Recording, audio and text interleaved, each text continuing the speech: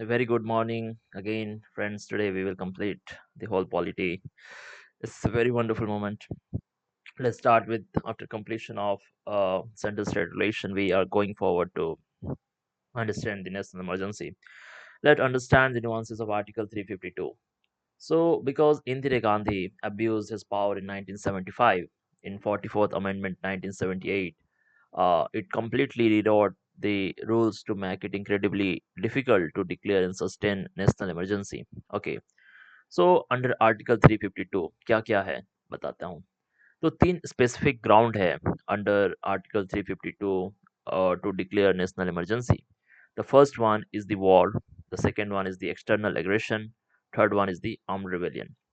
तो वॉर है, external aggression है, third is the armed rebellion. तो आर्म्ड रिबेलियन से पहले आपका वहां पे कंडीशन था internal disturbance. So internal disturbance को हटाया गया है 44th कॉन्स्टिट्यूशनल अमेंडमेंट 1978 से. This is the done. उसके बाद आपको समझना है टेरिटोरियल एक्सटेंट कि पहला था कि it can be applied to the entire country. It was written in the article 352. तो 44th कॉन्स्टिट्यूशनल अमेंडमेंट में ये भी ऐड किया गया कि स्पेसिफिक पार्ट में भी लग सकता है. तो दो चीज डाला गया.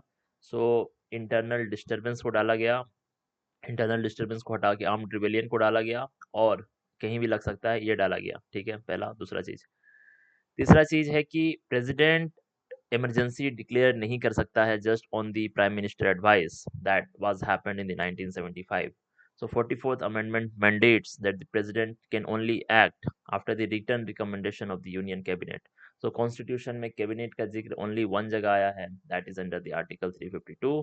okay, जहाँ पे cabinet is explicitly mentioned. okay, now approval time क्या है. First of all the proclamation जो भी होगा इमरजेंसी का, that must be approved within the 1 month of the date of the issuance. Okay, this is the first thing. पहले 2 month था, 44th amendment से 1 month कर दिया गया है, ये समझ लीजिए. मतलब हम इमरजेंसी प्रोक्लेम किए, 1 महीना में हमको दोनों हाउसेस से खत्म करना है, पास कराना है.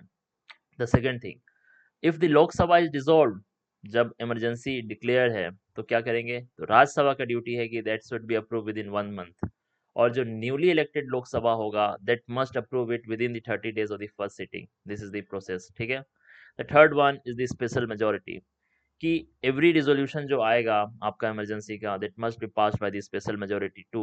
ओके, 1978 से पहले this was a simple majority. उसको स्पेशल मेजोरिटी. क्या क्या चेंज हुआ, बहुत चीज चेंज हुआ. पहला चीज आर्म्ड रिबेलियन किया गया, दूसरा चीज टेरिटोरियल एक्सटेंट चेंज किया गया, तीसरा चीज 2 month से 1 month किया गया, चौथा चीज कि भैया सिंपल मेजोरिटी से स्पेशल मेजोरिटी किया गया.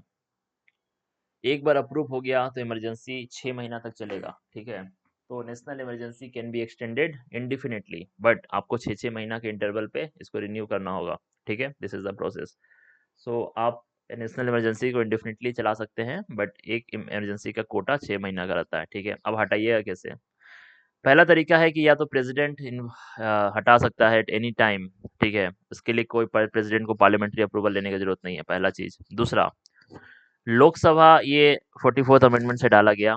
ठीक है, लोकसभा के पास है पावर कि वो प्रेसिडेंट को फोर्स कर सके कि आप इमरजेंसी हटा दीजिए. ठीक है, पहला चीज.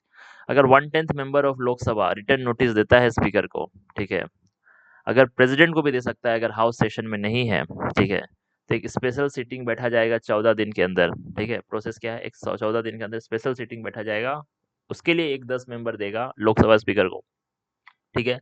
और अगर लोकसभा रिजोल्यूशन पास कर दे disapproving the emergency by simple majority, तो president is legally bound to revoke it. ठीक है. राज्यसभा के पास पावर नहीं है रिवोकेशन करने का, याद रखिए, याद रखिए, याद रखिए. या तो प्रेसिडेंट रिवोक कर सकता है, या तो लोकसभा में सिंपल मेजोरिटी से हम लोग को लाना होगा resolution. This is the process. ठीक है. तीसरा चीज क्या है, president can only declare emergency after a war actually began. ऐसा नहीं है, प्रेसिडेंट बिफोर द वॉर भी कर सकता है, बस उस सेटिस्फाई हो जाए कि आर्म्ड रिवेलियन हुआ है या इमीडिएट डेंजर है. ठीक है. अगर नेशनल इमरजेंसी वॉर के ग्राउंड पे होता है, ठीक है, तो president can not issue other proclamation on the ground of armed rebellion. तो 38th कॉन्स्टिट्यूशनल अमेंडमेंट 1975 क्लेरिफाई किया कि president can issue different proclamation on different grounds even if emergency is already running. तो डिफरेंट प्रोक्लेमेशन डाल सकता है. ठीक है. दूसरा चीज, तीसरा चीज, the proclamation of national emergency is immune from judicial review. तो पहले तो था 30th अमेंडमेंट उसको इम्यून बनाया था, बट 44th अमेंडमेंट इसको डिलीट किया, और मिनर्वा मिल्स जो सुप्रीम कोर्ट का केस था उसमें बोला कि national emergency can B challenged in a court if it based on extraneous absurd और मेलाफाइड ग्राउंड्स। ठीक है, मिनर्वा मिल्स को तुरंत कोर्ट कर दीजिए इमरजेंसी के दौरान। अब आप कहीं भी लिखिएगा तो आप इसको बोलिएगा from executive fiat to the legislative scrutiny. मतलब जब 1978 के बाद जो लॉ बना, ठीक है, उसमें क्या हुआ कि आप एग्जीक्यूटिव, इसमें भी सिर्फ PM with the help of a compliant president and a compliant parliament, मतलब एक प्रेसिडेंट को लो, एक सिंपल मेजोरिटी लो, आप नेशनल इमरजेंसी लगा सकते हैं थ्रू आउट द कंट्री। तो 44th अमेंडमेंट इसको पावर को शिफ्ट किया कि अब इमरजेंसी ऐसा नहीं है, it's like multi partition consensus होना चाहिए because it requires special majority and it's a continuous oversight, 6 महीना का रिन्यूअल होना चाहिए। ठीक है, तो 44th अमेंडमेंट का ये पावर है। दूसरा है इंटरनल डिस्टरबेंस का डेंजर। अगर हम लोग बात करें कि वॉर, एक्सटर्नल एग्रेशन या इंटरनल डिस्टरबेंस है, तो इंटरनल डिस्टरबेंस वाइड चीज था, ठीक है, उसको ये लोग चेंज कर दिया आर्म्ड रिवेलियन से। ठीक है, तो कॉन्स्टिट्यूशन क्या किया कि भाई जो काइनेटिक वायलेंस है against the state, that is the threshold, not just the internal disturbance. ठीक है, third one is that why does Lok Sabha need a simple majority to revoke but special majority to approve? Because जो national emergency है that suspends the fundamental right under article, कौन सा article था भाई, 252 I think, that revoke the article 19। the constitution intentionally make it extremely hard to take away the rights. Okay, so you cannot easily take away the rights. That's the beauty of like why fundamental rights are absolute. You can mention this point as well. Okay, हाँ, एक चीज और पढ़े थे हम लोग कि article 19 revoke हो जाता है on the ground of external aggression, but on the armed rebellion article 19 revoke नहीं होगा, ये भी जानने वाला बात है। ओके, आर्टिकल 2021 वो नहीं रिवोक होगा even in the national emergency, ये भी हम लोग पढ़े हैं। ठीक है, आप ये कोर्ट से स्टार्ट कर सकते हैं whenever A national emergency is declared. So Indian constitution undergoes the Metamorphosis. So B.R. Ambedkar proudly stated that Indian constitution is unique because it has both the federal and the unitary according to the requirements of the time and circumstances. So Article 352 is that instance that center becomes almighty, powerful, unitary state without a single formal amendment to the constitution. Okay. So that is the effect of the nest. First of all, let's understand the shift in the center state relation. The first one is that executive control, the total subordination. Okay, so normal times में क्या होगा कि center can give the executive direction on the specific matter, like under the power of Article 257. Okay, so the center is entitled to give executive direction to state on any matter. Earlier, that just on the specific matters under Article 257. Now, can any matter so the executive can give. The state governments are not dismissed like the president rule. So the state governments they are operating. So they are brought under the complete and absolute control of the union executive. That is the thing here. Governments are intact. पहला चीज। दूसरा, legislative thing. Now the legislative thing क्या है कि parliament acquire the power to make subject on any state list. Okay, that is under the power of article 250. तो हम लोग 257 पढ़ लिए, 250 पढ़ लिए। क्या है? Just like the state executive, state legislature is not suspended. Okay, पहले था तो जैसे यहाँ पे स्टेट एग्जीक्यूटिव सस्पेंड नहीं हुआ था, यहाँ पे स्टेट लेजिस्लेचर भी नॉट सस्पेंड होगा। ठीक है, ये चीजें आप जान के रखिए। Okay, state legislature, just like state executive, state legislature it can still make laws. However, if there is a conflict between the state law and parliamentary law, parliamentary law prevail होगा। ठीक है, so laws made by the parliament on the state object during the emergency become inoperative 6 months after the, मतलब 6 महीना बाद हट जाएगा power. ठीक है, अगर पार्लियामेंट सेशन में नहीं है तो president can issue ordinances on the state subject. This is the first thing. तो एग्जीक्यूटिव पावर में हम लोग क्या समझे कि the centre can give executive direction in any matter. This is the first thing, क्योंकि state government they are place, they are not displacing it like in the president rule. This is the second thing. Now the third thing is the financial modification. So president can modify the constitutional distribution of revenue under article 354, that between central states. So president can legally reduce or completely cancel the transfer of finances from the centers to state. Okay, सो इसका modification क्या है, ये till under the financial year तक चलेगा। ऐसा नहीं है कि जैसे हम लोग उसमें था कि कोई भी जो स्टेट में लॉ बनाया अंडर दी पार्लियामेंट लॉ, वो 6 महीना के अंदर इनऑपरेटिव हो जाएगा, but not in case of the financial for financial modification. So financial modification, it will end until the financial year. Okay, this is the second thing. So let's understand the life of the legislature. The first thing is the Lok Sabha. Okay, जब भी national emergency होगा operation में, एक जो 5 साल का जो लोकसभा है, it may be extended by the law of parliament. ठीक है, कितना बार हो सकता है, it can be extended 1 year eight A time, और कितना बार हो सकता है, मेनी टाइम्स हो सकता है। बट ये जो एक्सटेंशन है, 6 मतलब इमरजेंसी खत्म होने के 6 महीना के बाद नहीं कर सकते हैं। ठीक है, जैसे फिफ्थ लोकसभा है, उसको 2 बार एक्सटेंड किया गया था, तो 7 साल हो गया था। ठीक है, ये चीज़ आपको समझना होगा। ठीक है, तो एक एक साल जैसे हम एक बार किए लोकसभा को, 1 साल एक्सटेंड किए, एक बार फिर एक्सटेंड किए। ठीक है, आप कर सकते हैं। तो ये स्टेट लेजिस्लेटिव असेंबली में कर सकता है, स्टेट लेजिस्लेचर नहीं कर सकता है। So parliament normal 5 year term जो है स्टेट लेजिस्लेटिव असेंबली का, उसको एक्सटेंड कर सकता है ड्यूरिंग द नेशनल इमरजेंसी, याद रखिए। ठीक है, during the national emergency the state legislature is suspended, the governor assume the executive control. नहीं, ऐसा नहीं है। तो the CM cabinet and the assembly remains there in the seats, they just take orders of the centre. This is the national emergency thing. During a national emergency, Parliament passes a law to alter the distribution of tax and revenue between the president and the state. So, Parliament need the specific power belongs to president. So it is the executive order, not Parliament via law. तो आप समझिए कि जो national emergency के दौरान जो tax distribution alter होता है ना, वो प्रेसिडेंट करता है, ना कि पार्लियामेंट करता है। This is the thing. Now one more thing that when we talk about the legislature power, तो वहाँ पे हम लोग पार्लियामेंट्री ओवरराइड है, ये चीज़ आपको देखना होगा। ठीक है, अगर पार्लियामेंट सेशन में नहीं है तो प्रेसिडेंट भी ऑर्डिनेंस इशू कर सकता है स्टेट लेवल का सब्जेक्ट में, और वहाँ है कि एग्जीक्यूटिव, तो पहला तो एग्जीक्यूटिव का पावर है ही, पार्लियामेंट भी सॉवरन हो जाता है इस वाले केस में। ठीक है, और election commission in the India has the power to extend the life of the Lok Sabha during the emergency ना, पार्लियामेंट कर सकता है, इलेक्शन कमीशन का कोई रोल नहीं है। तो first of all the financial starvation का थ्रेट, तो आर्टिकल 354 जो है वो एक मैसिव स्वॉर्ड है, दैट कि प्रेसिडेंट क्या कर सकता है कि किसी भी टैक्स डिवोल्यूशन को सस्पेंड कर सकता है। तो during the crisis the state can be financially starved. So इसके लिए क्या हो सकता है, इसकी वजह से that the compliance from the state government हो सकता है, as resisting the centre code use the article 354। ठीक है, तो बैकडोर सेंट्रलाइजेशन है, क्या बोल रहा है, तो parliament can legislate on state list and extend the life of the state assemblies. तो इससे क्या होगा कि जो रूलिंग पार्टी है at the centre can theoretically use the national emergency to force and impose the central policies of the opposition ruled states without having to win the state elections. So ये चीज़ है backdoor centralization, एक unitary by design।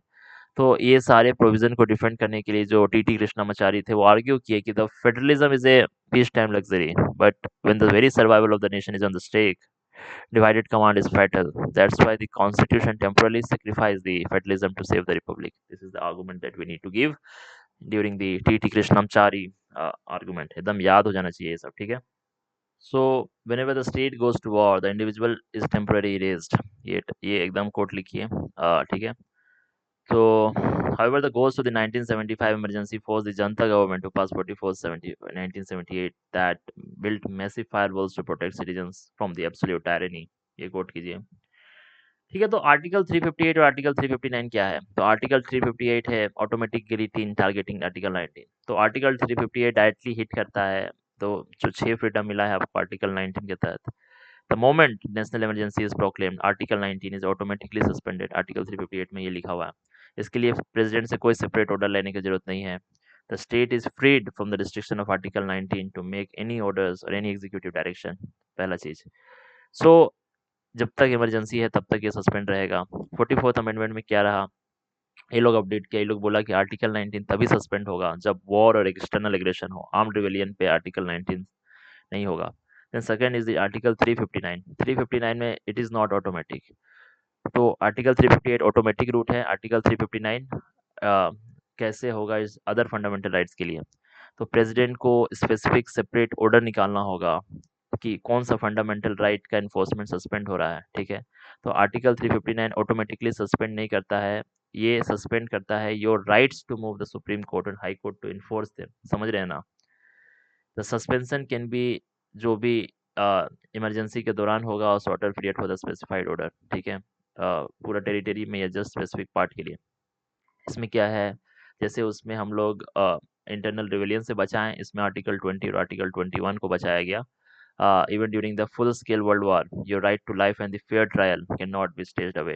This is the very first thing that you need to understand. Article 359 का nuance है.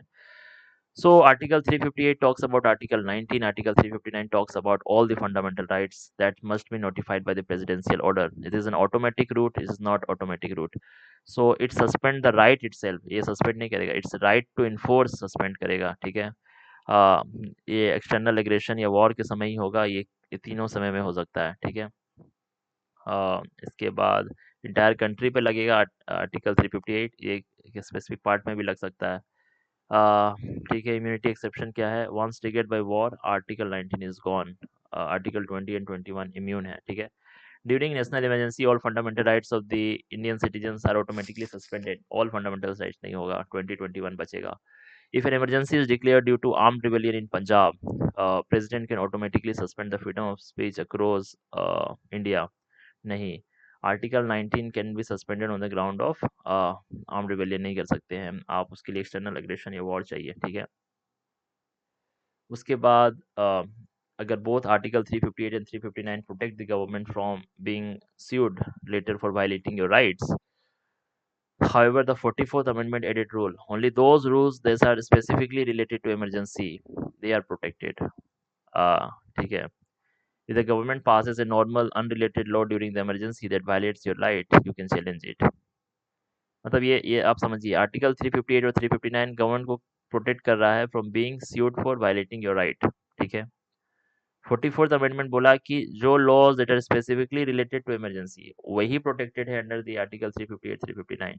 Again, so if the government passes a normal unrelated law during the emergency that violate your right, आप उसको challenge कर सकते हैं। ठीक है।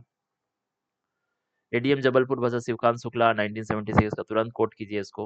ये हैबियस कॉर्पस केस माना जाता है। मतलब 1975 के समय जब पॉलिटिकल अपोनेंट्स को अरेस्ट किया गया, ठीक है, वो हैबियस कॉर्पस पिटीशन फाइल किया। सुप्रीम कोर्ट बोला कि प्रेसिडेंट हैड इन्वोक्ड आर्टिकल 359। ठीक है। So citizens had no locus standard to move any court to challenge the illegal detention. ठीक है। So they effectively starting that the right to life was dead during the emergency. So इसको ये लोग फिर 44th amendment में change किया। ठीक है। तो एच.आर. खन्ना जो थे, that is a dissenting judge, that the right to life predates the constitution and cannot be suspended by the state, ये बोल सकते हैं आप। तो एच.आर. खन्ना को चीफ जस्टिस ऑफ इंडिया नहीं बनाया गया। तो जनता गवर्नमेंट 44th अमेंडमेंट लाया गया दैट एडीएम जबलपुर सिनेरियो फिर से ना हो। They hard coded that the immunity of 2021 in the constitution दिया गया। ठीक है। तो सुप्रीम कोर्ट पुट्टास्वामी जजमेंट में formally overrule the ADM Jabalpur decision, call it a historic error. ठीक है। चलो मजा आ जाएगा, आर्टिकल 356 पढ़ेंगे तो। बी आर अम्बेडकर क्या बोल रहे हैं कि B R Ambedkar famously hoped that article 356 would remain a dead letter and be used at the matter of last resort, but instead for the decades it became a deadly political weapon used by the center to topple opposition ruled states government over the hundred of times. It took a historic Supreme Court judgment in the 1994 to finally put a leash on his power. Okay, so SR Bommai का बात हो रहा है, that is the thing. The first of all, let's understand what triggered the Article 356. So the president can impose the president rule on two grounds. एकदम याद रखना है। पहला, the first door is the Article 356. If the president consider a situation has arisen that the government of the state cannot be carried in accordance with the constitution, this is the first thing. But president must act on the report from the governor of the state, or they can act otherwise. ठीक है। Meaning the president can impose it even if the government has not asked. Means Article 356 में you can impose with the governor report as well as without the governor report. पहला चीज, बस president satisfy होना चाहिए कि the government of the state is not going accordance with the constitution. This is the first thing. Now the second thing is this insubordination trigger, कि state fails to comply with or give effect to any direction from the centre, अगर state fail हो रहा है तो it is a lawful ground that president can invoke article 356. This is the second thing, क्या approval है. So first of all, house of parliament में within जैसे ही 356 डिक्लेयर हो, 352 में 1 मंथ के अंदर करना रह रहा था, इसमें 2 महीना के अंदर दोनों हाउसेस से ये करना है, ठीक है. उसमें स्पेशल मेजोरिटी चाहिए था, इसमें सिंपल मेजोरिटी चाहिए, ठीक है. वो once approved it last for 6 months, जैसे उसमें भी था इसमें भी है, but it can be extended every 6 months, ठीक है. वो मैक्सिमम एक अनलिमिटेड इंडेफिनिट टाइम था, ये हार्ड लिमिट है इसका, 3 साल तक ही आप कर सकते हैं, ठीक है. हो गया. तो 44th अमेंडमेंट क्या बोल रहा है, to stop centre from indefinitely ruling, ठीक है.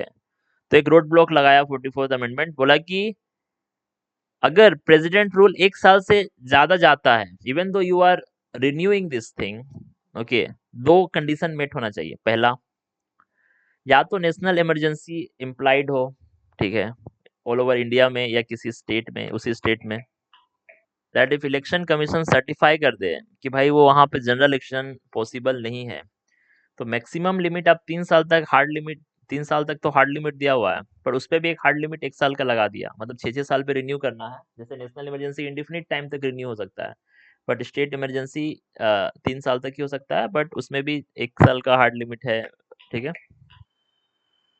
हाँ ठीक है. The effect of president rule, तो आर्टिकल 356 जैसे ही एक्टिव होगा तो स्टेट गवर्नमेंट इफेक्टिवली डिकैपिटेटेड हो जाएगा, ठीक है. तो जो स्टेट काउंसिल ऑफ मिनिस्टर है, जो कि चीफ मिनिस्टर से द्वारा हेडेड है, काउंसिल ऑफ मिनिस्टर तुरंत हटेगा. पहला तो एग्जीक्यूटिव ये होगा. नहीं नहीं नहीं नहीं, ऐसा नहीं है. देखो एग्जीक्यूटिव पे क्या रिलेशन पड़ेगा, एग्जीक्यूटिव है जो स्टेट काउंसिल ऑफ मिनिस्टर है, जो सीएम के द्वारा हेडेड है, वो डिसमिस हो जाएगा. अब जो गवर्नर है वो direct state administration behalf on behalf of president करेगा on the basis of the chief secretary and advisor, ठीक है, पहला चीज. दूसरा, अब स्टेट लेजिस्लेचर पे क्या होगा, काउंसिल ऑफ मिनिस्टर तो डिसमिस हो गया, तो स्टेट लेजिस्लेचर आइदर सस्पेंड हो जाएगा या डिसॉल्व हो जाएगा, ठीक है. तो पार्लियामेंट टेक ओवर कर लेगा to make the state laws and pass the state budget, ठीक है. ये दूसरा चीज है. तो क्या है, पार्लियामेंट डेलीगेट कर सकता है power to make state laws directly to the president, ठीक है. ये चीज है कि अब पार्लियामेंट को बनाने की जरूरत नहीं है, प्रेसिडेंट ही बना देगा, ठीक है. The president acquires all powers of state government except the power of state high court. The constitutional position, independence and the power of high court remain untouched during the president rule also, ठीक है. तो president executive power तो ले लिया, legislative power भी ले सकता है विथ, अगर पार्लियामेंट उसको बोल दे, ठीक है. तो या तो सस्पेंड होगा या तो डिसॉल्व होगा, ठीक है, दोनों कर सकता है, ठीक है. एसआर बोम्मई क्या बोल रहा है, एसआर बोम्मई अगर प्रेसिडेंट रूल आया, एसआर बोम्मई नहीं लिखे तो नंबर तो कट गया भैया. हाँ. If you write yes to answer an article without mentioning SR Bombay, the Supreme Court guideline है SR Bombay का, याद कर लीजिए. The first thing, the presidential proclamation is not immune. It is subjective under the judicial review. मतलब आपका irrelevant और malified grounds पे revoke किया जा सकता है. First thing. The second thing, if the court finds that the imposition of Article 356 it is unconstitutional, okay, it has the power to restore the dismissed states and revive the dissolved assembly, ठीक है, revival power है इसके पास, ठीक है. The third thing, कि जो president है वो only suspend the state assembly initially, तुरंत डिसॉल्व नहीं कर देगा तुरंत. तो प्रोक्लेमेशन से डिसॉल्व नहीं होगा, पहले सस्पेंड होगा. जब पार्लियामेंट अप्रूव कर देगा प्रोक्लेमेशन को with a simple majority with in the 2 months, तो यू तब आप डिसोल्यूशन पे जा सकते, ठीक है. तो फ्लोर टेस्ट सुप्रीम है. तो जो काउंसिल ऑफ मिनिस्टर का मेजोरिटी है वो फ्लोर टेस्ट से होगा, ना कि गवर्नर के डिस्क्रिशन पे होगा, ठीक है. Secularism as a basic structure, कि सुप्रीम कोर्ट अपहेल किया कि dismissal of 4 BJP rule states following the Babri Masjid demolition, ruling that the action by the state government subverting the secularism are a valid ground for the Article 356, ठीक है. तो Supreme court अपहेल कर दिया, BJP अगर 4 जगह emergency, state emergency लगाया गया था फॉलोड दी बाबरी इमरजेंसी, क्योंकि आप सेक्युलरिज्म को सबवर्ट किए. क्या क्या पूछा जा रहा है, during the president rule the fundamental right of the citizens are suspended. No, article 356 का कोई इफेक्ट नहीं है फंडामेंटल राइट्स पे, जैसे 352, 358, 359 पे कर रहा था। ठीक है, कोई भी state law made by the parliament during president rule automatically expires 6 months after the rule ends. ठीक है, तो ऐसा नहीं है, अनलाइक नेशनल इमरजेंसी, जो कि अगर नेशनल इमरजेंसी हटा तो 6 महीना के अंदर वो रूल हट जाएगा, बट जो भी लॉ बना है आर्टिकल 356 के अंदर वो कंटिन्यू करेगा ऑपरेट करने से even after president rule and, they remain valid until newly elected state legislature specifically उसको हटाएगा, तब ये चीज याद रखिए। इसके बाद है आ, तो अगर प्रेसिडेंट रूल मतलब ये नेशनल इमरजेंसी के समय कोई पार्लियामेंट्री रूल तो बना ही सकता है, क्या दिक्कत है। वही नुआंस है कि अगर नेशनल इमरजेंसी के दौरान स्टेट सब्जेक्ट पे अगर पार्लियामेंट लॉ बनाता है तो भैया वो वैलिड होगा, विद इन 6 मंथ्स का ही रहेगा, बट इसमें स्टेट लॉ स्टेट इमरजेंसी के दौरान अगर पार्लियामेंट स्टेट पे बनाता है तो वो कंटिन्यू टू ऑपरेट रहेगा इवन तो प्रेसिडेंट रूल एंड हो गया। ठीक है, तो प्रेसिडेंट रूल कब तक एक्सटेंड किया जा सकता है, तो हार्ड सीलिंग है 3 साल का। ठीक है, तो except for Punjab in 1980 is required constitutional amendment to extend it for 5 साल तक भी हुआ है। ठीक है, स्पेशल कॉन्स्टिट्यूशनल अमेंडमेंट हुआ है इसके लिए। ठीक है, so if the national treasury is bleeding out, Article 360 gives the center to power to effectively seize and control the entire country budget, babu. So an historical event that it has never been bogged in Indian history. So not even during the severe 1991 balance of payment crisis over the COVID-19 pandemic. So let's understand what will happen during the Article 360. So first of all, the President of India must satisfy that the situation has arisen where the financial stability और credit of India is threatened. दो condition है, financial stability और credit of India is threatened. दूसरा, जैसे president rule है उसी तरह से इसको भी दो हाउसेस में सिंपल मेजोरिटी से अप्रूव कराना है। This is the first thing. The second thing, once and done, once approved by the parliament, a financial emergency continues indefinitely until it is revoked by the president. So there is no maximum time limit. There is no repeated parliamentary approval as like 352 and 356.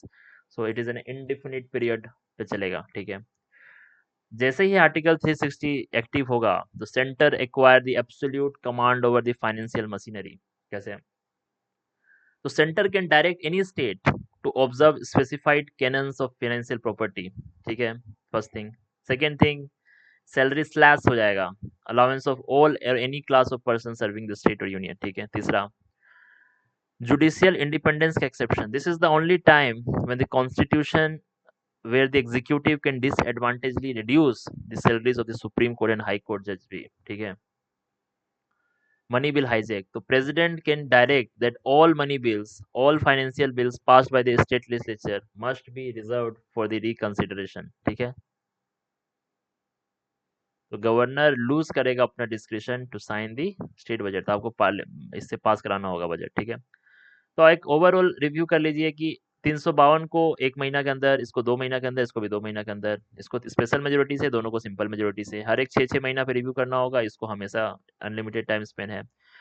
आप national emergency भी unlimited समय के लिए लगा सकते हैं, इसमें hard cap है 3 साल का, इसमें इंडेफिनिट टाइम तक आप लगा सकते हैं। इसके बाद इसमें 1 साल का हार्ड लिमिट, उसमें इसके 3 साल के हार्ड लिमिट के ऊपर 1 साल का हार्ड लिमिट लगाया है कि भैया ऐसा सिचुएशन बन गया है कि वहाँ पे या तो नेशनल इमरजेंसी लगा हुआ है या तो स्टेट वहाँ पे इलेक्शन करना पॉसिबल नहीं है ये, और यहाँ पे तो भैया आप कर सकते हैं, यहाँ तो आप फंडामेंटल राइट सस्पेंड हो जाएगा, यहाँ पे दोनों में कोई सस्पेंड नहीं होगा फंडामेंटल राइट। ठीक है, तो why was it used in 1991 और 2020? इन 1991 हम लोग के पास फॉरेन एक्सचेंज था सिर्फ 3 हफ्ता का इंपोर्ट के लिए, पर गवर्नमेंट मैक्रो इकोनॉमिक रिफॉर्म्स किया then using a constitutional emergency, तो रेवेन्यू शॉर्टफॉल हुआ था, it would have destroyed the confidence of foreign investor, तो फाइनेंशियल इमरजेंसी गलत चीज हो जाता है। ठीक है, स्टेट ऑटोनॉमी को थ्रेट है पूरा। ठीक है, the state government just reduce to become a municipal bodies, so state money bills to go to president, the center can paralyze state ability to fund any welfare schemes। ठीक है, let's understand the we are coming into the picture of asymmetric federalism। So While the general rule of the constitution that all the states are equals, the framers and the subsequent parliamentarians they realized that India is too diverse for one size fits all approach. Okay, so in order to protect the tribal culture uh, and resolve the historical regional deprivations and maintain the law and order in the sensitive border areas. देख रहा है क्या क्या condition है, tribal culture को protect करना है, historical regional deprivation को एक्नॉलेज करना है, लॉ एंड ऑर्डर मेंटेन करना है सेंसिटिव बॉर्डर एरिया पे। तो part 21 expanded to include special provision for 12 state. Special provision कितने स्टेट्स के लिए है? 12 स्टेट के लिए है। ठीक है, so let's understand the very first article 371 is for the Maharashtra and Gujarat. क्यों दिया गया है? वी द कोर ऑब्जेक्टिव था कि you will establish a separate development board for a historically backward region of Marathwada, Vidarbh, Saurashtra and Kutch. This is the first thing. उसके बाद आया 371A, ये आया नागालैंड के लिए, because in 1960 there is a 16 point agreement was sign between the union government and the Naga national council. So it is socio religious कारण था for creating like for protecting Naga religious and social customary practices. Okay, also a special administration for the Swensang district. This is the first thing. The third come आया for the Assam. So Assam के लिए ये लोग क्या बोला कि for we will create a committee of the state legislative assembly members जो tribal areas से होंगे। ठीक है, this is the first 371B। 371C जो मणिपुर का जो केस था, Manipur is coming for the hill valley divide वाला issue.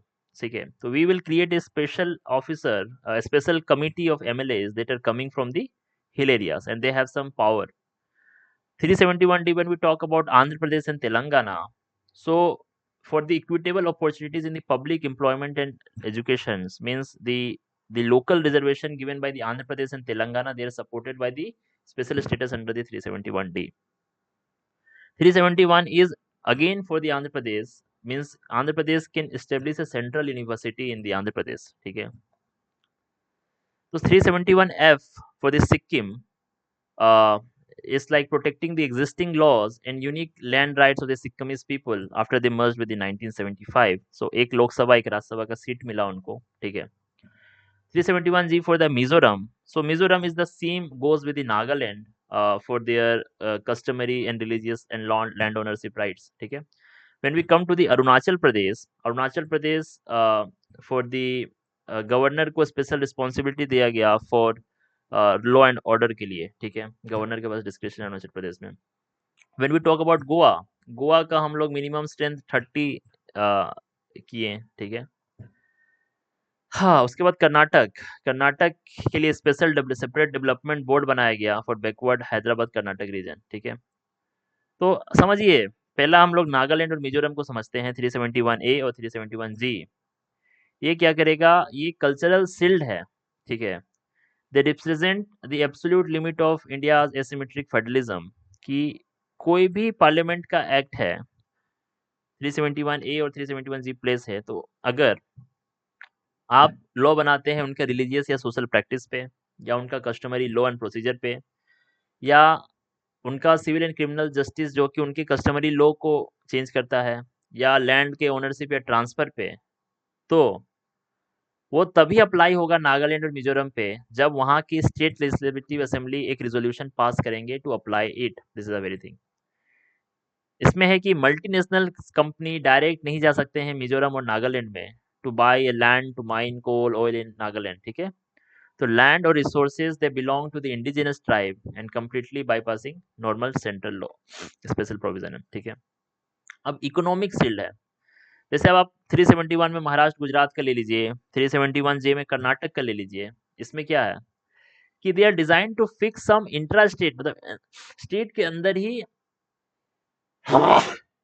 Economic inequalities there. Okay, लेकिन जैसे कि महाराष्ट्र में ले लो, महाराष्ट्र मान ले मुंबई है, बेंगलोर है जो कर्नाटक में, सारे स्टेट का वेल्थ ले लिया। तो प्रेसिडेंट एम्पावर कर रहा है गवर्नर को कि आप एस्टेब्लिश कीजिए सेपरेट डेवलपमेंट बोर्ड। ठीक है, इसमें पावर के पास क्या गवर्नर रहेगा? अगर डेवलपमेंट बोर्ड बन गया, अब तो गवर्नर के पास स्पेशल रिस्पॉन्सिबिलिटी क्या आया कि जो गवर्नमेंट स्टेट गवर्नमेंट का फंड है, इस बैकवर्ड एरिया के डेवलपमेंट एक्सपेंडिचर पे खर्चा हो रहा है कि नहीं, वो इंश्योर कराना, पहला चीज। दूसरा, जो टेक्निकल एजुकेशन और जो वोकेशनल ट्रेनिंग होगा इस एरिया में, उसके लिए अरेंजमेंट कराना, ठीक है। तीसरा चीज, वो एम्प्लॉयमेंट का स्टेट सर्विस में या ठीक है, उस एरिया के पीपल का एडिक्वेट अपॉर्चुनिटी कराना, ठीक है। और ये चीज याद रखिए, जो 371 और 371 जे के तहत गवर्नर जो करेगा, वो डिस्क्रिशन के तहत करेगा, वो चीफ मिनिस्टर का एडवाइस नहीं लेगा इस पे, ठीक है। यहाँ भी वही है कि गवर्नर ही है भैया यहाँ पे, पर जो कस्टमरी वाला है उसमें स्टेट लेजिस्लेचर को पावर दिया है कि उसको रेजोल्यूशन पास करना होगा, ठीक है। उसके बाद 371 ने provide special status to Nagaland as part of original constitution, नहीं, 371 ने आया है 13 कॉन्स्टिट्यूशनल अमेंडमेंट 1962 से, ठीक है, जब नागालैंड बना था, ठीक है, ये याद रखिए। तो नागालैंड, आई थिंक गुजरात के बाद नागालैंड ही बना था, Nagaland is the 16th state, ठीक है। उसके बाद अंडर 371 सी जो मणिपुर है, the governor is authorise to direct the creation of hill area committee, तो मणिपुर के लिए प्रेसिडेंट बनाएगा, is authorise to creation of the committee. Governor report देगा प्रेसिडेंट को एनुअली फॉर इट्स फंक्शनिंग, ठीक है। तो मणिपुर में जो कमिटी बनेगा वो प्रेसिडेंट बनाएगा, ठीक है, ये चीज याद रखिए। 371 D allows the president to provide for local reservation in Andhra overriding the article 60 guarantee, yes. तो 371 डी बोल रहा है कि notwithstanding anything in the constitution, तो आंध्र प्रदेश और तेलंगाना में आप स्टेट जॉब को रिजर्व कर सकते हैं लोकल रेजिडेंट के लिए, that gives the exclusive power there, okay. और एक और चीज है, in matter of Nagaland internal disturbance होगा अगर नागालैंड में, तो उसमें भी गवर्नर डिस्क्रिप्शन पे फैसला लेगा, पहला चीज। दूसरा, जो ये सब जो कमेटी बनता है ना, असम में ले लो या मणिपुर में ले लो, ये प्रेसिडेंट बनाता है, पहला चीज, और गवर्नर रिपोर्ट देगा, ये है दूसरा चीज। और जहाँ पे ये डेवलपमेंट बोर्ड है वहाँ डिस्क्रिप्शन है। अरुणाचल प्रदेश में जहाँ बॉर्डर वाला है वहाँ लॉ एंड ऑर्डर में डिस्क्रिप्शन है आपका। जो कि नागालैंड वाले एरिया में अगर वहाँ पे भी कुछ इंटरनल डिस्टरबेंस वाला मैटर है, वहाँ भी डिस्क्रिप्शन है, मतलब डेवलपमेंट वाले में डिस्क्रिप्शन है, लॉ एंड सिक्योरिटी वाले में डिस्क्रिप्शन है, और क्या है, हो गया ये सब डिस्क्रिप्शन है, और बाकी में रिपोर्ट देगा, ठीक है। तो लॉ एंड ऑर्डर एक्सेप्शन थी 371 एच में, गवर्नर के पास स्पेशल रिस्पॉन्सिबिलिटी है for law and order in an act in their individual judgment, क्योंकि सेंसिटिव बॉर्डर शेयर कर रहा है तो स्टेट कैबिनेट से पूछने का उतना जरूरी नहीं है। तो सेवरल स्टेट डिमांड कर रहा है, जैसे कि राजस्थान, बिहार, बट इन लोग को नहीं दिया जा रहा है, ठीक है। एसिमेट्रिक वर्सेस सिमेट्रिक फेडरलिज्म, कि USA is a symmetric federalism, but we have the asymmetric federalism under the part 21, ठीक है। Deep regional diversity without breaking the unity of the nation is a tool for integration not separation. कोई भी solution आने से पहले आपको problem समझना होगा, क्यों आया होगा शेड्यूल 5 और शेड्यूल 6। तो शेड्यूल 5 और schedule 6 states with in state बनाया, क्योंकि when the rest of the country run on the standard democratic and administrative rules, framers realise किए कि जो ट्राइबल पॉपुलेशन है they need special protection from land alienation and cultural erosion caused by the rapid modernisation, इसलिए schedule 5 and schedule 6 लाया। तो article 244 को समझते हैं और फिफ्थ शेड्यूल एरिया को समझते हैं, ठीक है। तो फिफ्थ शेड्यूल क्या है, तो इसमें प्रेसिडेंट के पास पावर है। तो फिफ्थ शेड्यूल क्या बोल रहा है कि जो शेड्यूल एरिया है और शेड्यूल ट्राइब है, उसकी एडमिनिस्ट्रेशन को देखने के लिए except the fourth north eastern state, तो फिफ्थ शेड्यूल में कौन सा फोर्थ नॉर्थ ईस्टर्न स्टेट नहीं है, असम, मेघालय, त्रिपुरा और मिजोरम, असम, मेघालय, त्रिपुरा, मिजोरम, जो कि सिक्स शेड्यूल में है, ठीक है। इसको छोड़ के कैसे हम लोग एडमिनिस्टर करेंगे शेड्यूल एरिया को और शेड्यूल ट्राइब्स को, ठीक है, इन स्टेट्स में, ठीक है। सबसे पहले कौन होगा शेड्यूल एरिया फिफ्थ शेड्यूल में, ये डिसाइड करेगा प्रेसिडेंट, ठीक है, पहला चीज। दूसरा, प्रेसिडेंट इंक्रीज कर सकता है, डिक्रीज कर सकता है, बाउंड्री अल्टर कर सकता है या शेड्यूल स्टेटस हटा सकता है, ठीक है। बट प्रेसिडेंट तभी कर सकता है after consulting of the with the governor of that state, ठीक है, ये दूसरा चीज। तीसरा, प्रेसिडेंट एरिया बनाएगा बट जो उसका डे टू डे एडमिनिस्ट्रेशन है उसका बॉस है गवर्नर, ठीक है। क्या है पहला चीज, एग्जीक्यूटिव एक्सटेंशन है, जैसे ही गवर्नर फिफ्थ शेड्यूल एरिया में आता है, इसमें क्या है कि जो एग्जीक्यूटिव पावर है यूनियन का to give direction to the state regarding the administration of this area, it lies with the governor. तो गवर्नर एजेंट है अब सेंटर का असली। तो अगर सेंटर के तौर पे अगर आप एग्जीक्यूटिव यूनियन डायरेक्शन दे रहे हो स्टेट गवर्नमेंट को to work something in the schedule area, governor भी दे सकता है, पहला चीज।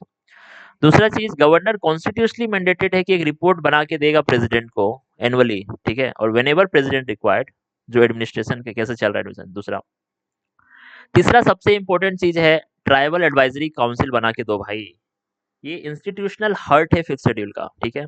इसमें 20 मेंबर मैक्सिमम होंगे, ठीक है। दूसरा, जो इसमें 3/4 मेंबर होंगे, मतलब 75% जो ट्राइबल एडवाइजरी काउंसिल के मेंबर होंगे, वो शेड्यूल्ड ट्राइब से आने चाहिए from the that legislative assembly के, ठीक है। मतलब लेजिस्लेटिव असेंबली में जो एसटी मेंबर्स होंगे उनको ले लोगे इसमें, ठीक है।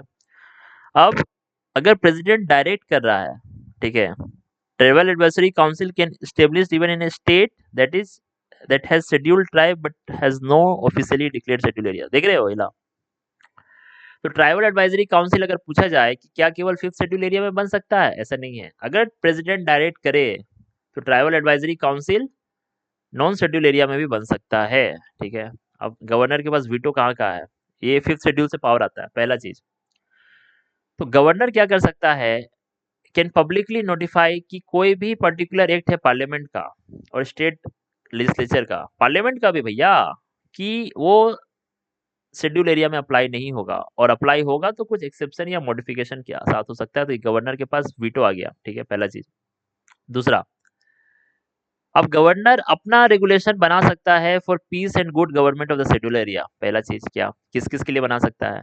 अगर आप लैंड ट्रांसफर के लिए एसटी मेंबर्स के अमोंग कोई लॉ बनाना है या रिस्ट्रिक्ट करना है, तो कौन करेगा? गवर्नर करेगा। जो अलॉटमेंट ऑफ लैंड है वो रेगुलेट करेगा गवर्नर। तीसरा, एसटी को अगर मनी लेंडिंग के लिए कोई बिजनेस खुल रहा है तो गवर्नर रेगुलेट करेगा, ठीक है। तो इसमें क्या है, गवर्नर इस रेगुलेशन को यूनिलेटरली मेंटेन नहीं कर रहा है।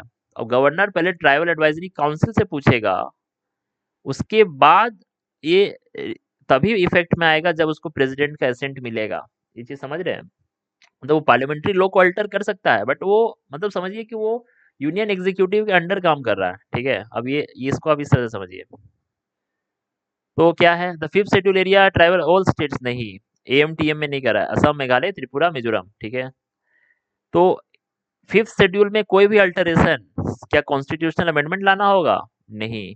फिफ्थ शेड्यूल में कुछ भी चेंज करना है, आप सिंपल मेजोरिटी से चेंज कर दीजिए, वो आर्टिकल 368 में चेंज नहीं है, ठीक है। ठीक है, इसी की एक्सप्लिसिटली स्टेटेड है वहां पे, ठीक है। चीफ मिनिस्टर का एडवाइस, तो गवर्नर पार्लियामेंट्री लॉ अप्लाई करने से पहले स्टेट काउंसिल ऑफ नहीं, गवर्नर के पास अपना डिस्क्रिप्शन है, वाइल बट उनको ट्राइबल एडवाइजरी काउंसिल से करना होगा, ना कि चीफ मिनिस्टर से करना होगा, ठीक है। तो डेमोक्रेटिक डेफिसिट, तो हम लोग बोलेंगे कि पहले जो फिफ्थ शेड्यूल था वो पैटर्नलिस्टिक था, कि गवर्नर पे, ट्राइबल एडवाइजरी काउंसिल पे डिपेंड करता है, ठीक है। तो ये ग्रास रूट डेमोक्रेसी को इग्नोर करता है, ये पैटर्नलिस्टिक बनाता है कि आपके माई बाप यही लोग हैं, ठीक है। तो ये रबर स्टाम्प बन जाता है फॉर माइनिंग कॉर्पोरेशन, कि लोगों को पैसा खिला दो, काम करो। The second thing is the PESA fix. तो पार्लियामेंट पैसा लाया to extend the grass root democracy to this fifth schedule area. So now Pesa flipped the power dynamic by making the Gram Sabha the absolute authority. ठीक है, ये चीज है second चीज। Third क्या है, वेदांता प्रेसिडेंट, कि under PESA land can not be acquired in the fifth schedule area without the prior consent of the ग्राम सभा, ठीक है। मतलब ऐसा नहीं है कि आप ट्राइबल एडवाइजरी काउंसिल गवर्नर से परमिशन ले लिए, लैंड ले लिए, ऐसा नहीं है। वेदांता में क्या बोला केस में, कि सुप्रीम कोर्ट बोला है, जो वेदांता का बॉक्साइट माइनिंग प्रोजेक्ट था उड़ीसा का नियामगिरी हिल्स में, कि भैया जो लोकल डोंगरिया कोंड ट्राइब है, डोंगरिया कोंड ट्राइब, क्योंकि वहां का जो ग्राम सभा है उसके अगेंस्ट में वोट कर दिया था, तो उसका रुक गया था आपका माइनिंग प्रोजेक्ट, ठीक है। तो हम लोग इशू समझ लिए फिफ्थ शेड्यूल में क्या था। फिफ्थ शेड्यूल में माई बाप पे पैटर्नलिस्टिक हो गया था। तो ग्रास रूट डेमोक्रेसी जो इंटेंशन था कि जो पहुंचे शेड्यूल एरिया में, उसके लिए आया गया पैसा, ठीक है। तो ये बॉटम अप डेमोक्रेटिक एक्सप्लोजन है, ठीक है। तो 73rd कॉन्स्टिट्यूशनल अमेंडमेंट हम लोग को पता है 1992 में पास हुआ था। उसमें 243 एम में ये लिखा हुआ है कि भैया कि ये जो 73rd अमेंडमेंट है ये शेड्यूल एरिया पे नहीं लगेगा, ठीक है।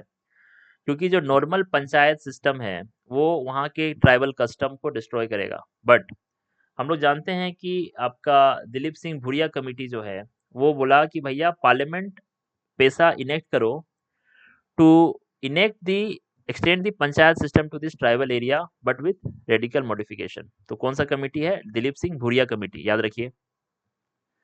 तो पेशा के अंदर क्या होगा? जो चीफ मिनिस्टर है, जो गवर्नर है और डिस्ट्रिक्ट कलेक्टर है, वो बैक सीट पे आ जाएंगे, पावर आ जाएगा ग्राम सभा के पास। ठीक है, that is the power for the ultimate पेशा 1996 आपके लिए, आपके सामने है दोस्तों। पहला चीज, फिलोसफी क्या है? तो फिलोसफी है कि सुप्रीमेसी ऑफ द ग्राम सभा। नॉर्मल पंचायती में क्या होता है कि जो इलेक्टेड ग्राम पंचायत है उसके पास हैज द रियल पावर। ठीक है, तो पेशा में क्या होगा कि जो इलेक्टेड पंचायत है is completely subordinate to the gram sabha, means the collage. ठीक है, पहला चीज। दूसरा चीज क्या है? कल्चरल शील्ड है कि every gram sabha they are legally competent, legally competent है कि आप अपने ट्रेडिशंस को, कस्टम्स को, कल्चरल आइडेंटिटी को, कम्युनिटी रिसोर्स को, या जो आपका कस्टमरी तरीका है डिस्प्यूट रिजोल्यूशन का, उसको प्रिजर्व कर सकते हैं, सेफ गार्ड कर सकते हैं। This is the very first thing. ठीक है, सेकेंड चीज, अब पंचायत सबऑर्डिनेट है ग्राम सभा का, तो ग्राम पंचायत को पहले ग्राम सभा से सर्टिफिकेशन लेना होगा about the utilisation of the fund, ताकि कोई भी लोकल प्लान, प्रोग्राम, प्रोजेक्ट को इम्प्लीमेंट करना है। ठीक है, अगर ग्राम सभा रिफ्यूज कर दे तो पंचायत खर्चा नहीं कर सकता। So this is the real grass root democracy that happened in the PESA. This is the first thing. Now the second thing is the arsenal of the ग्राम सभा।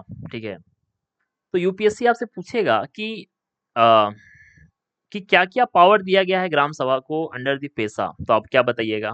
पहला चीज कि अगर माइनर फॉरेस्ट प्रोड्यूस है, उसका ओनरशिप अगर लेना है तो that power is with the PESA. This is the first thing.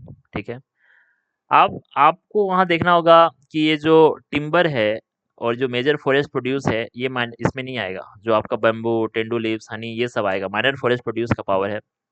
दूसरा, जो पेशा की ग्राम सभा है वो क्या कर सकती है कि आप कोई भी कंजम्पशन ऑफ इंटॉक्सिकेंट उसको प्रोहिबिट कर सकती है, रेगुलेट कर सकती है, विलेज मार्केट को मैनेज कर सकती है, मनी लेंडिंग को कर सकती है, और कोई भी लोकल प्लान से रिसोर्सेस है जो ट्राइबल सब प्लान जिसमें जरूरत है उसको कंट्रोल कर सकती है। ठीक है, this is the second thing. Third thing क्या है? Mandatory consultation and recommendation power. तो स्टेट गवर्नमेंट को कब कब ग्राम सभा से इन्वॉल्व करना होगा, ये भी है। पहला, अगर स्टेट गवर्नमेंट कुछ ऐसा चीज लाती है that required the land acquisition in the schedule area, तो उसको शेड्यूल करने से पहले आपको ग्राम सभा से कंसल्ट करना होगा। ठीक है, this is the first thing. Consultation का बात हुआ था, पर सुप्रीम कोर्ट जजमेंट क्या बोल रहा है, और right to fair compensation act है कि कंसेंट को एलिवेट कर दिया है। ठीक है, कंसल्टेशन जो है कंसेंट हो गया है। ठीक है, सेकेंड क्या है? Minor minerals. जो माइनर मिनरल्स को अगर आपको निकालना है, माइनिंग लीज लेना है, ठीक है, जैसे सैंड हो गया, क्ले हो गया, बिल्डिंग स्टोन हो गया, तो आपको ग्राम सभा का प्रायर रिकमेंडेशन लेना होगा। ठीक है, पर मेजर मिनरल्स के लिए नहीं लेना होगा, ये चीज आप मानिए। तीसरा है वाटर बॉडीज, कि अगर कोई माइनर वाटर बॉडीज है शेड्यूल एरिया में, तो वो पंचायत को इंटरेस्टेड है, तो उसका प्लानिंग, उसका मैनेजमेंट करना है तो उसको पूछना होगा। ठीक है, इसके बाद क्या है? Structural reservation. तो डेमोग्राफिक चेंज को इंश्योर करने के लिए कि जो non tribal area, non tribal ना आ जाए उस एरिया में, तो और ट्राइबल का पॉलिटिकल पावर नहीं ले ले, तो उसमें कुछ कुछ है कि जो शेड्यूल्ड ट्राइब है, क्या होगा कि जो पंचायत में 50% रिजर्वेशन कर दिया कि जो जो पेशा एरिया में जो पंचायत बनेगा उसका 50% सीट जो है शेड्यूल्ड ट्राइब के लिए रिजर्व है। ठीक है, पहला चीज। दूसरा, जो पंचायत का चेयरपर्सन बनेगा एट ऑल लेवल, जो शेड्यूल एरिया का जो भी विलेज होगा, अ, आपका विलेज लेवल पे, ब्लॉक लेवल पे या डिस्ट्रिक्ट लेवल पे, ठीक है, उस वो एक्सक्लूसिवली शेड्यूल ट्राइब के लिए होगा। दूसरा चीज। तीसरा क्या है? अगर कोई ST, if some ST have no representation in the panchayat at the intermediate at the district level, तो स्टेट गवर्नमेंट क्या करेगा? नॉमिनेट करेगा। ठीक है, हाँ, however nomination cannot exceed 1/10 of their total elected members। ठीक है, मतलब 1/10 मेंबर से ज़्यादा इलेक्ट नहीं कर सकता है, नॉमिनेशन क्लॉज भी है इसमें, ठीक है। क्या क्या पूछ रहा है? PESA extends to the provision of the part 9 of the constitution to both fifth and six, ना ना ऐसा नहीं है, सिर्फ सिक्स फिफ्थ शेड्यूल के लिए है, सिक्स शेड्यूल के लिए ऑटोनोमस डिस्ट्रिक्ट काउंसिल है, ठीक है। पैसा क्या करेगा? प्रायर रिकमेंडेशन लेना चाहिए कोल माइनिंग के लिए नहीं, सिर्फ माइनर मिनरल्स के लिए है। State legislature can pass a law reducing the powers of the gram Sabha to streamline industrial development in fifth schedule, नहीं। पैसा बोल रहा है कि स्टेट लॉ जो पंचायत पे बनेगा in consonance with the customary law हो, ठीक है, and can not dilute the specific power granted to Gram Sabha by any by the central PESA act, ठीक है। मतलब आप लॉ भी पास नहीं कर सकते हैं to decrease the power of the ग्राम सभा, ठीक है। आपको वहां पे स्टेट लॉ जो बनेगा that should be the consonance of the customary law, ठीक है, ये होना चाहिए। तो आपको इसमें क्या क्या लिखना होगा? रूल मेकिंग फेलियर, कि इवन दो मेका पैसा पास हो गया है 1996 में, बहुत सारे स्टेट है जैसे झारखंड, उड़ीसा, वो दे took our decade to actually frame the state level rules to implement it, ठीक है। जहाँ पे माइंस है, जहाँ पे शेड्यूल एरिया है, वही लोग देर कर दिया, ठीक है। Some state effectively diluted the act, क्या किया? जो ग्राम सभा का पावर है उसको जिला परिषद को दे दिया। तो देखो पैसा एक्ट तो है बट अल्टीमेटली आपको स्टेट को भी बनाना होगा ना लॉ, तो इसको बाईपास कैसे किया? तो पैसा में तो बहुत सारा प्रोविजन दे दिया कि आप ये कर सकते हैं, ये कर सकते हैं, बट स्टेट अल्टीमेटली करेगा तब ना। तो जैसे झारखंड और उड़ीसा तो किया ही नहीं, बहुत देर से किया। और कुछ स्टेट क्या किया गया, वो ग्राम सभा को जो पावर देना था, जो ये सब इतना सारा कंसल्टेशन था, वो हायर जिला परिषद को दे दिया, जिसके लिए स्टेट ब्यूरोक्रेसी इजी है कंट्रोल करना, ठीक है, पहला चीज। दूसरा है फॉरेस्ट डिपार्टमेंट और ग्राम सभा। माइनर फॉरेस्ट प्रोड्यूस का पावर तो हम ग्राम सभा को दिए विद पैसा, ठीक है, बट ग्राउंड रियलिटी क्या है कि जो स्टेट फॉरेस्ट डिपार्टमेंट है वो अपना कंट्रोल छोड़ना नहीं चाहता है, ठीक है, ये चीज है। तो फॉरेस्ट राइट्स एक्ट और इसका बीच में आपका आया, ठीक है, to reinforce these rights, this is the second thing. The third thing is that consent versus consultation loophole, ठीक है, कि जो लैंड एक्विजिशन होगा, पैसा सिर्फ कंसल्टेशन का बात किया, ठीक है, तो गवर्नमेंट बोल रहा है कि भैया ये कंसल्टेशन है, कंकरेंस नहीं है। तो सेम मीटिंग कराया, ट्राइबल ऑपोजिशन को ऐसे ऐसे करके एनीवे ये कर लिया, एक्वायर कर लिया, ठीक है। तो let's come again to the very wonderful article 244(2) है, और ऐसे 244(1) आपका फिफ्थ शेड्यूल में है, 244(2) आपका इसके लिए है। अच्छा, 275 भी है एक आर्टिकल जो बोल रहा है कि ट्राइबल अपना जैसे फिफ्थ शेड्यूल क्या है, was about protecting tribals through governor, ठीक है। सिक्स शेड्यूल क्या बोलेगा?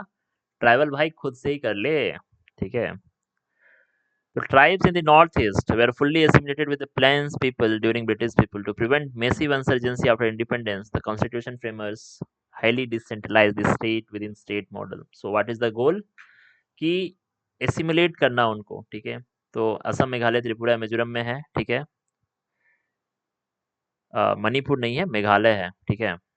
मणिपुर का अपना 371(c) में प्रोविजन था, हमको याद है ना, हम लोग पढ़े थे हिल वैली डिवाइड वाला, कि प्रेसिडेंट एक कमेटी बनाएगा, ठीक है। इसमें है जैसे ट्राइबल एडवाइजरी काउंसिल था, इसमें है ऑटोनोमस डिस्ट्रिक्ट काउंसिल। तो जो ट्राइबल एरिया है इस इन स्टेट्स में, उसको कंस्टिट्यूट करेगा एज ए ऑटोनोमस डिस्ट्रिक्ट, ठीक है। अगर उस डिस्ट्रिक्ट में डिफरेंट ट्राइब्स होगा तो गवर्नर उस डिस्ट्रिक्ट को डिफरेंट ऑटोनोमस रीजन में तोड़ेगा, मतलब एक ट्राइब उसका एक ऑटोनोमस डिस्ट्रिक्ट, इस तरह से बनेगा। This is the first thing. Now second thing क्या है? गवर्नर के पास यहाँ भी पावर है कि ये जो ऑर्गेनाइज करना, ये ऑटोनोमस डिस्ट्रिक्ट को और रीऑर्गेनाइज करना, इसका पावर गवर्नर के पास है, ठीक है। फिफ्थ शेड्यूल प्रेसिडेंट के पास पावर था कि बाउंड्री को अल्टर करना, नया डिस्ट्रिक्ट बनाना, नेम चेंज करना, ये गवर्नर के पास है, पहला चीज। दूसरा, जो ऑटोनोमस डिस्ट्रिक्ट काउंसिल है उसका कितना मेंबर होगा? उसके पास 30 मेंबर होगा, ठीक है, पहला चीज।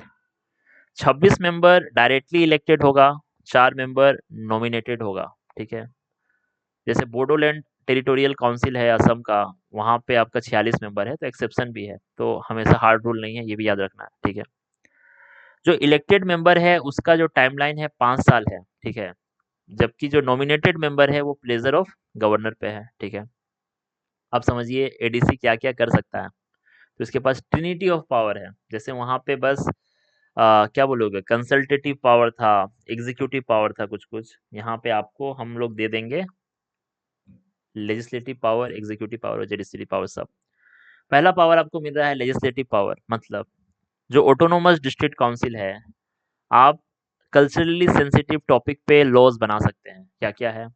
लैंड अलॉटमेंट पे, फॉरेस्ट मैनेजमेंट पे, फॉरेस्ट मैनेजमेंट रिजर्व फॉरेस्ट पे नहीं, उसको छोड़ के कैनल वाटर को यूज करने पे, कल्टीवेशन अगर झूम कल्टीवेशन करना है, विलेज एडमिनिस्ट्रेशन करना है, property rights, marriage, divorce, social custom, ये सब के लिए, ठीक है। तो एडीसी का जो लॉज जो वो लोग बनाएगा वो तुरंत इफेक्ट में नहीं आएगा, एसेंट ऑफ गवर्नर चाहिए ही चाहिए, पहला चीज। दूसरा, एक्सक्लूस एग्जीक्यूटिव पावर और टैक्सेशन पावर, ठीक है। तो वो प्राइमरी स्कूल बना सकता है, dispensary, market, ferries, fisheries, roads, ये सब बना सकता है। They have the executive power. They also have the land revenue power, ठीक है। स्पेसिफाइड टैक्स भी कर सकता है, ठीक है। तीसरा, जुडिशियल पावर भी है। वो विलेज काउंसिल और कोर्ट बना सकता है। ट्राइब्स के बीच में कोई केस हो गया तो दे हियर जो ये जो अपील सुन सकता है। विलेज काउंसिल जो विलेज कोर्ट होगा उसका अपीलेट कोर्ट भी बना सकता है, ठीक है। तो हाई कोर्ट का क्या था? Jurisdiction of high court over this ADC court specifically specified strictly governor decide करेगा कि हाई कोर्ट का क्या जुरिडिक्शन है ओवर दिस एडीसी कोर्ट। देख रहा है इसमें, ये बहुत ही नुआंस पॉइंट है कि भाई गवर्नर इज द बॉडी जो इसमें डिसाइड कर रहा है, ठीक है। अब सेंट्रल और स्टेट लॉ कैसे अप्लाई होगा एडीसी वाले में, ठीक है, आपको पता होना चाहिए। पहला, असम। असम में अगर सेंट्रल या स्टेट लॉ लगाएगा तो गवर्नर के पास ही, बेटा असम का माई बाप गवर्नर है, कि उसके पास एब्सोल्यूट पावर है कि पार्लियामेंट का लॉ या स्टेट का लॉ ऑटोनोमस डिस्ट्रिक्ट पे अप्लाई होगा कि नहीं होगा, या मॉडिफिकेशन के साथ अप्लाई होगा, पहला चीज। दूसरा, मेघालय, त्रिपुरा, मिजोरम में जो सेंट्रल लॉ है उसमें प्रेसिडेंट के पास पावर है कि वो एक्ट ऑफ पार्लियामेंट अप्लाई होगा कि नहीं होगा। और स्टेट लॉ के लिए गवर्नर के पास पावर है कि अप्लाई होगा कि नहीं होगा, ठीक है। मेघालय, त्रिपुरा, मिजोरम में, ठीक है। क्या बोल रहा है? ऑटोनोमस डिस्ट्रिक्ट काउंसिल जो है वो एग्जीक्यूटिव अथॉरिटी स्टेट गवर्नमेंट के बाहर है। तो हम लोग बोलेंगे कि उनके पास मेसिव ऑटोनॉमी है, बट एग्जीक्यूटिव पावर एक्सटेंड होता है शेड्यूल एरिया में, ठीक है। They state within the state है, but that is not fall outside. मतलब अगर एग्जीक्यूटिव को कोई लॉ अप्लाई करवाना है तो गवर्नर अगर अप्रूव करेगा तो अप्लाई होगा। मेजर मिनरल्स पे नहीं है इन लोग को भी, जैसे पेशा में control over major mineral state के पास था, एडीसी के पास क्या है? Entitled to share the royalties from the license grant by the, मतलब एडीसी के पास मेजर मिनरल्स का रॉयल्टी का कुछ कुछ शेयर लेने का हक है। स्टेट गवर्नमेंट उसको गवर्नर डिसाइड करेगा, ठीक है, ठीक है। फिर इसके बाद है autonomous district council can not be dissolve before it 5 term expires, तो ठीक है। तो गवर्नमेंट एक कमीशन बना सकता है to administer the to examine the administration of ADC, और उसके रिपोर्ट के हिसाब से वो डिसाइड करेगा कि लोग को डिसॉल्व करना है कि नहीं, ठीक है। अब नॉर्थ ईस्ट इंसर्जेंसी है, फेडरलिज्म है, गवर्नेंस है। तो हम लोग को समझना है कि there is a conflict of jurisdiction. क्यों? जो एक जगह स्टेट गवर्नमेंट है, एक जगह एडीसी है। Now the state government they are reluctant to dissolve fund to ADC, ठीक है। इसके वजह से क्या होगा कि अब एडीसी तो है बट उसके पास पैसा ही नहीं है। ओवरलैपिंग जुरिडिक्शन है between state bureaucracy, ADC bureaucracy, तो गवर्नेंस पैरालिसिस हो जाएगा। 125th अमेंडमेंट बिल क्या आया था कि गवर्नमेंट रिसेंटली प्रपोज किया कि जो 6 शेड्यूल है उसको ज्यादा फाइनेंशियल और एडमिनिस्ट्रेशन पावर दिया जाएगा, including them under the purview of state finance commission, कि स्टेट फाइनेंस कमीशन के अंदर आ जाएगा तो फंड का फ्लो बना रहेगा, तो जो फाइनेंशियल स्टारवेशन का इशू है वो सॉल्व होगा, ठीक है। उसके बाद नॉन ट्राइबल एक्सक्लूजन, कि जो एडीसी है वो ट्राइबल राइट को प्रोटेक्ट तो कर रहा है, बट वो नॉन ट्राइबल माइनॉरिटीज को जो सेम डिस्ट्रिक्ट में रह रहा है उसको मार्जिनलाइज कर दे रहा है, ठीक है। अब जो नॉन ट्राइबल है वो ना ही लैंड कर सकता है, ना ही एडीसी पॉलिटिक्स में भाग ले सकता है। तो बहुत इथनिक फॉल्ट लाइन बन जाएगा, जैसे जो अगर Bodo versus non Bodo conflict का है कारण, ये सब समझ सकते हैं। कि भटकिए मत, let's go to the ultimate realization of the Gandhi's dream, that is the Gram Swaraj. Gram Swaraj means village self-rule. For the 40 years, the panchayat existed in India, but where they were toothless, underfunded, and entirely at the mercy of the state government. That's coming into the picture, the 73rd Constitutional Amendment 1992, that changed everything. So it inserted Part 9, that is Article 243 to 243O, and 11th Schedule that is the 29 functional items within it, into the constitution, that giving the panchayat the constitutional armor. Okay, so you need to understand that what is the compulsory provisions that state must do, and what are the voluntary provisions that what state can choose to do. ठीक है, तो सबसे पहले core architecture item समझते हैं कि आप ये एक्ट क्या किया कि there are different panchayati system that was running across the states within the country, so there to bring them under a uniform hood, तो पंचायती राज स्ट्रक्चर के लिए 73rd कॉन्स्टिट्यूशनल अमेंडमेंट आया था, that comes with A 3 tier system. First one is the gram panchayat. So gram panchayat is at the very village level. ठीक है, there is ए पंचायत समिति at the intermediate or block level, and there is a Jila Parishad at the district level. This is the three thing: Gram Panchayat, Panchayat Samiti, Jila Parishad. ठीक है, this is the first thing.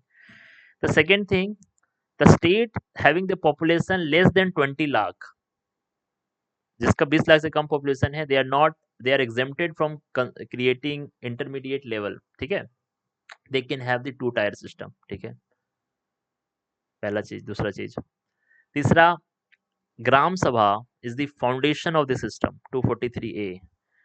Gram Sabha is like an electoral collage for your Gram Panchayat. It is the only body in the system that exercise direct democracy. तो ग्राम पंचायत में, पंचायत समिति में, जिला परिषद में direct democracy नहीं, direct democracy at the gram सभा level. पहला चीज, बहुत जगह क्लियर नहीं होता है सब. ठीक है, पहला चीज. दूसरा चीज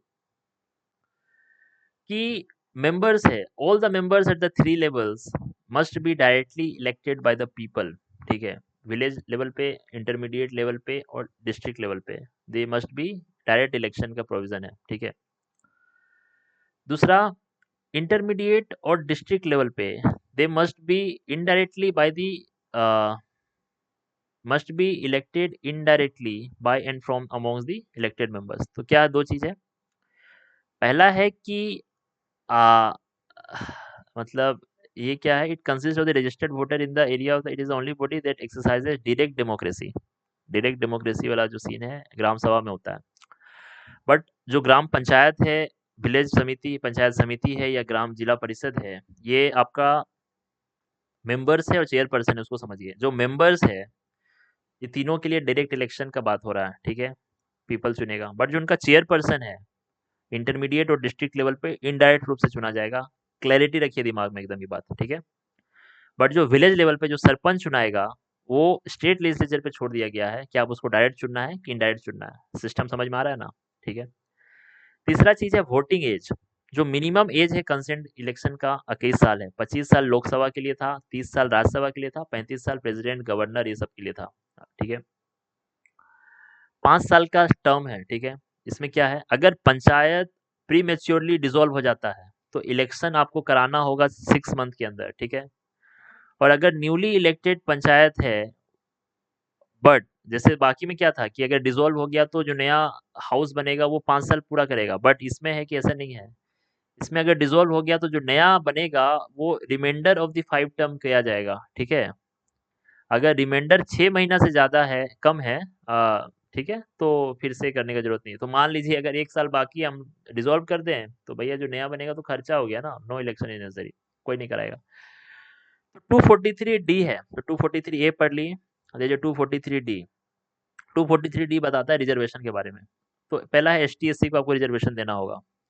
तो तीनों ही आपका लेवल पे, विलेज पंचायत के लेवल पे, पंचायत समिति के लेवल पे और जिला परिषद के लेवल पे आपको ST SC का सीट रिजर्व करना होगा अकॉर्डिंग टू देयर प्रोपोर्शन. पहला चीज. दूसरा, विमेन के लिए आपको 1/3 सीट रिजर्व करना होगा, विमेन के लिए. पहला चीज. हॉरिजॉन्टल रिजर्वेशन होगा आपका for the women, ST SC women. ठीक है, जो बिहार, MP ऐसा स्टेट है वो वॉलेंटरली इंक्रीज किया है 50%. मतलब ऐसा बोला जाए कि भाई नहीं कर सकता है, कर सकता है, 50% रिजर्व हुआ है. ठीक है. तीसरा, जो चेयरपर्सन है, ठीक है, जो तीनों ऑफिस का जो चेयरपर्सन है, वो चेयरपर्सन का सीट भी रिजर्व हो सकता है. ठीक है, एटलीस्ट. ठीक है, the office of chairperson at are reserve for ST SC के लिए और विमेन के लिए विथ रोटेशन, जो प्रोपोर्शन के हिसाब से, ये चीज है. अब स्टेट लेजिस्लेचर पे छोड़ दिया है. तो देखो कॉन्स्टिट्यूशन में लिखा हुआ है ST SC को रिजर्व करना, विमेन के लिए रिजर्व करना, चेयरपर्सन के लिए ST SC और विमेन को रिजर्व करना, बट ओबीसी के लिए आप स्टेट लेजिस्लेचर के ऊपर है, आप देना चाहे तो दीजिए, नहीं देना मत दीजिए। फिर दूसरा, इंस्टीट्यूशन बनाया, जैसे आपका 243 के, 243 के से आपका स्टेट इलेक्शन कमीशन बना, तो इसको गवर्नर अपॉइंट करेगा, बट इसका रिमूव करने का तरीका हाईकोर्ट के जज के तरीके का है, ना कि प्लेजर ऑफ गवर्नर पे, ठीक है। तो ये सुपरिटेंडेंस डायरेक्शन कंट्रोल करेगा for the electoral roll and conduct of panchayat election, ठीक है, पहला चीज। 243 आई है, जो कि स्टेट फाइनेंस कमीशन है, जो कि हर 5 साल पे बनेगा, ठीक है। इसका काम क्या है कि वो प्रिंसिपल डिसाइड करना कि जो टैक्स है कैसे जाएगा स्टेट और पंचायत के बीच में, ठीक है, और पंचायत कौन-कौन सा टैक्स कलेक्ट कर सकता है और क्या ग्रांट इन एड मिलेगा पंचायत को, ये सब स्टेट फाइनेंस कमीशन बताएगा, ठीक है। कंपल्सरी और वॉलंटरी प्रोविजन क्या है? कंपल्सरी प्रोविजन है, आपको ग्राम सभा बनाना होगा सबसे पहला, 3 टायर सिस्टम बनाना होगा, अगर 20 लाख से कम पॉपुलेशन है तो 2 टायर सिस्टम बनाइए, डायरेक्ट इलेक्शन कराना होगा आपको तीनों ही इसमें, आपका जो चेयरपर्सन है सेकंड और थर्ड लेवल पे उसका इनडायरेक्ट इलेक्शन कराना होगा, मिनिमम एज 21 साल होगा, ST SC रिजर्वेशन है पॉपुलेशन के, 1/3 रिजर्वेशन है वीमेन के लिए, ठीक है। टेन्योर फिक्स कर दिए हैं 5 साल का, स्टेट इलेक्शन कमीशन होना चाहिए, स्टेट फाइनेंस कमीशन होना चाहिए, ये सब फिक्स होना ही होना चाहिए। बट अब वॉल्यूटरी प्रोविजंस भी है कि आप लोकल MP MLA को वोटिंग राइट देना चाहते हैं कि नहीं देना चाहते हैं, आप OBC को रिजर्वेशन देना चाहते हैं कि नहीं देना चाहते हैं, कि 11th शेड्यूल में जो हम 29 सब्जेक्ट हैं उसमें से कौन कौन को पंचायत को देना है पावर, ये पावर भी आपके पास वॉलेंट्री है, कि आपको कौन कौन सा पंचायत को टैक्स देने के लिए पावर है, ये भी वॉलेंटरी प्रोविजन है, ठीक है। तो इलेक्शन जो है are conducted by the election commission of India under the ना, स्टेट इलेक्शन कमीशन ही कॉन्स्टिट्यूशन बॉडी है, ठीक है। तो 73rd कहते हैं कि सरपंच जो है डायरेक्टली इलेक्टेड बाय पीपल, ना ऐसा नहीं है कि वो डिसाइड करेगा, लेजिस्लेचर के ऊपर है, ठीक है। और 73rd amendment does not apply to union territories, it applies to UT as well, जब प्रेसिडेंट ऑफ इंडिया डायरेक्ट करेगा कि how it will applied in UT, ठीक है। बट आपको समझना होगा कि जो 5th और 6th शेड्यूल एरिया है वहाँ पे आपका 73rd कॉन्स्टिट्यूशनल अमेंडमेंट अप्लाई नहीं होगा, ठीक है। तो देखो लोकल सेल्फ गवर्नमेंट का अपना प्रॉब्लम है, बट कुछ कुछ कोर चीजें जो पता होना चाहिए, पहला कोर चीज है 3F, ये तो लिखना ही है जाके, फंड फंक्शंस और फंक्शनरीज का प्रॉब्लम, ठीक है। 29 सब्जेक्ट है, वो एक वॉलेंटरी प्रोविजन है, ठीक है। तो स्टेट गवर्नमेंट रिलेक्टेंट है कि हम अपना पावर नहीं देंगे, ठीक है, real financial control, taxation power, staff का पावर पंचायत को, वो स्टेट ग्रांट पे डिपेंड रहे, ये बोला जाता है। दूसरा है सरपंच पति का सिंड्रोम, 1/3 रिजर्वेशन दे दिए फॉर मिसिव लीव था पॉलिटिकल एम्पावरमेंट के लिए, पर ग्राउंड में है कि जो हस्बैंड है of the elected women they are actually building the power, ठीक है, दूसरा।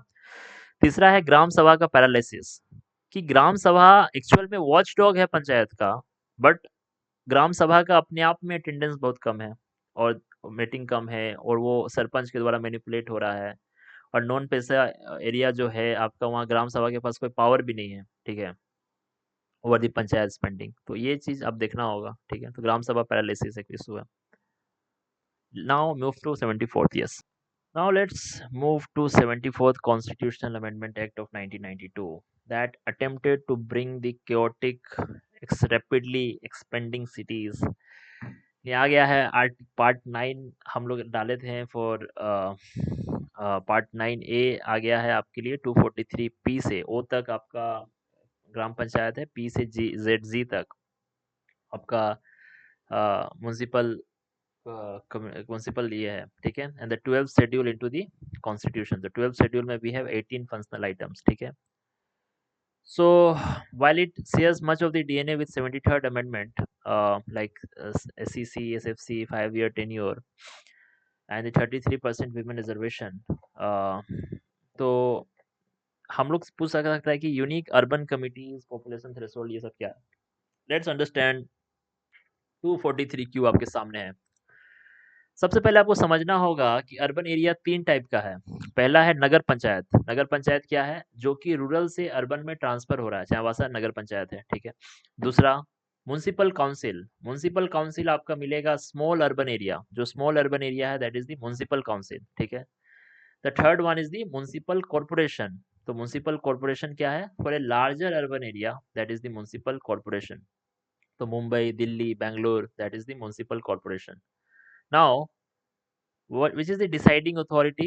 So the governor defines on the basis of the population density on the basis of the revenue generated for the local administration and the percentage of the employment in the non agricultural activities.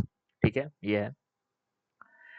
Now industrial township expansion क्या है? If a large industrial establishment provides municipal services to its area, governor can declare it as a industrial township. तो अंतर समझो, nagar panchayat rural से urban, municipal council smaller urban area is the municipal council. Thumb rule, municipal corporation क्या है? Large urban area municipal corporation है. Deciding authority क्या है? Governor defines this area based on population density revenue generated for local administration. ठीक है, governor decide करेगा कि कौन नगर पंचायत है, कौन म्युनिसिपल काउंसिल है, कौन म्युनिसिपल कॉर्पोरेशन है, कि कितना पॉपुलेशन डेंसिटी है, कितना रेवेन्यू जनरेट हो रहा है लोकल एडमिनिस्ट्रेशन के लिए, कितना परसेंटेज ऑफ पॉपुलेशन आपका नॉन एग्रीकल्चर एक्टिविटी में है. ठीक है. इंडस्ट्रियल टाउनशिप में क्या, अगर कोई large industrial establishment municipal service देता है किसी एरिया में, तो गवर्नर उसको इंडस्ट्रियल टाउनशिप बोल सकता है. ठीक है. तो ए म्युनिसिपालिटी इज नॉट, और जो इंडस्ट्रियल टाउनशिप में म्युनिसिपालिटी नहीं बनेगा. ठीक है, ये चीज़ जानना होगा. तो अब 74 में क्या क्या है? तो 74 का, जैसे वहाँ ग्राम सभा था, यहाँ पे आ जाएगा वार्ड कमिटी. तो आपको वार्ड कमिटी बनाना होगा सारे ही के सारे म्युनिसिपालिटीज़ में जिसका पॉपुलेशन 3 लाख या 3 लाख से ज़्यादा है, सबसे पहला चीज़. ठीक है. वार्ड कमिटी का काम क्या है? जो बड़ा से शहर में उसको छोटे छोटे वार्ड में तोड़ के गवर्नेंस को आदमियों के सामने ले जाना है, क्लोजर टू द पीपल.